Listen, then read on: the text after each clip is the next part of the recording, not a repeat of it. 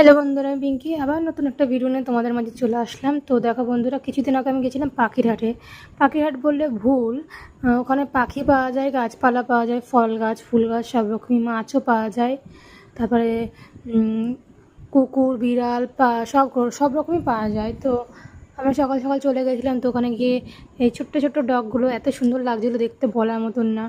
তো ওদের খাঁচা থেকে বের করে পরিষ্কার করছে, আর আরও এত চিৎকার চেঁচামেচি করছে না, আর দেখে মনে হচ্ছে সব কটাকে নিয়ে বাড়ি চলে আসি। আর এই ধরনের মানে ডগগুলোকে আমার খুব ভালো লাগে। ডগ তো অনেক ধরনেরই হয়, তার মধ্যে এই ধরনের ডগগুলো আমার খুব ভালো লাগে। তো কাদের কীরকম ডগ ভালো লাগে অবশ্যই আমাকে কমেন্ট করে জানাবে। আমার তো এরকম ধরনের ডগ অবশ্যই খুবই ভালো লাগে। তো দেখো, একটার পর একটা দেখাচ্ছে কোনটা কত দাম। তো এইগুলোর বেশি দাম না, খুব জোর একটার দাম 5 থেকে 6 হাজার টাকা করে দাম আছে।